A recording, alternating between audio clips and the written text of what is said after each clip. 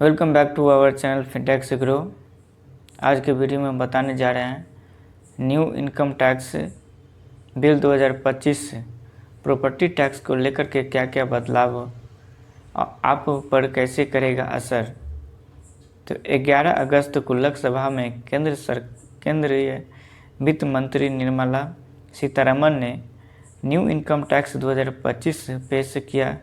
इसे लगभग 3 मिनट के अंतर्गत लोकसभा के कर दिया गया था। ये बिल जल्द पुराने नियम यानी पुराने रूल इनकम टैक्स एक्ट 1961 की जगह ले सकता है। इस बिल के तहत प्रॉपर्टी टैक्स को लेकर के कई सुझाव दिए हैं। देश में बहुत एक महत्वपूर्ण कानून में संशोधन आने वाला है। 11 अगस्त को लोकसभा में केंद्रीय वित्त मंत्री निर्मला सीतारमण ने न्यू इनकम टैक्स बिल पेश किया गया था। इसे लगभग 3 मिनट के अंतर्गत लोकसभा में पास कर दिया गया। राज्यसभा के पास होने और राष्ट्रपति के हस्ताक्षर के द्वारा ये बिल नया कानून बनकर आएगा।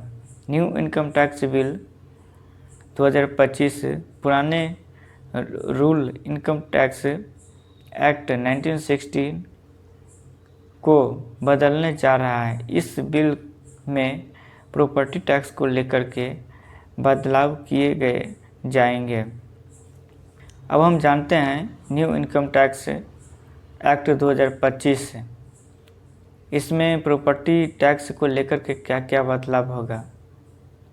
फर्स्ट में पहले के नियम स्पष्ट नहीं था कि 30% डिडक्शन कब क्लेम करना है, और नए बिल में ये स्पष्ट किया गया है कि म्युनिसिपल टैक्स के बाद 30% तक डिडक्शन क्लेम कर सकते हैं। ये बदलाव समिति द्वारा सुझाव किया गया था। समिति के अनुसार इनकम टैक्स अधिनियम 1961 यानी कि 1961 की सेक्शन 23 और 24 को और स्पष्ट होनी चाहिए। दूसरा में है प्री कंस्ट्रक्शन इंटरेस्ट। ऐसा लोन ब्याज जो मकान बनाने से पहले दिया जा रहा है, यानी कि प्री कंस्ट्रक्शन इंटरेस्ट मिलने वाला डिडक्शन दोनों पर अप्लाई होगा, फिर चाहे खुद का मकान हो या किराए पर लिया गया हो। ऐसी बिजनेस प्रॉपर्टी जिसका इस्तेमाल न हो रहा हो या लंबे समय से खाली हैं, उन पर टैक्स नहीं लिया जाएगा।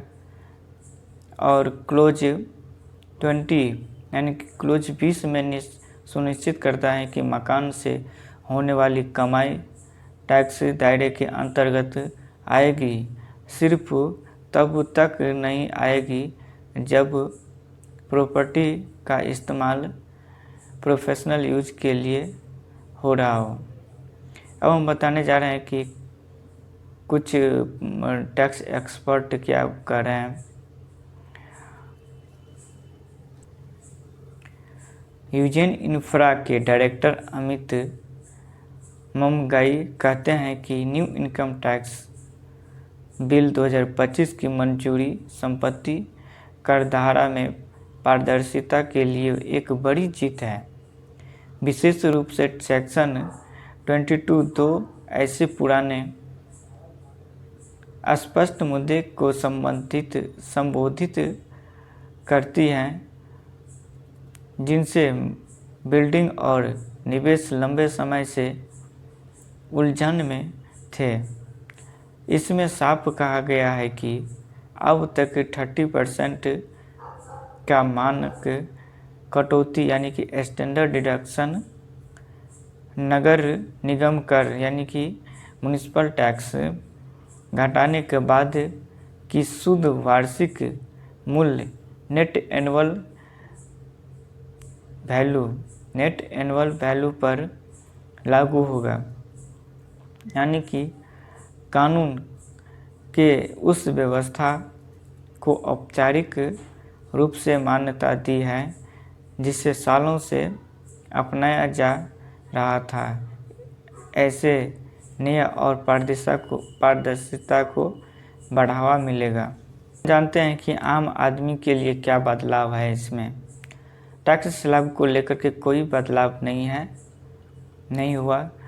न्यू टैक्स रिजिम और ओल्ड टैक्स रिजिम को लेकर के टैक्स स्लैब पहले से ही जैसा है, थोड़ा मतलब चेंजिंग हुआ। इनकम टैक्स या टैक्स नियम को आसान भाषा में करना था ताकि वो आम जनता को समझ आ सके। अब असेसमेंट ईयर या प्रीवियस ईयर की जगह टैक्स ईयर का उपयोग होगा ताकि टैक्स पेयर को ITR फाइल करते वक्त परेशानी न हो। ITR फाइल चाहे डेडलाइन के बाद किया हो, लेकिन रिफंड में परेशानी नहीं होगी। ऐसा सभी क्लोज को हटाया जाएगा जो इस रिपोर्ट नहीं करते हैं।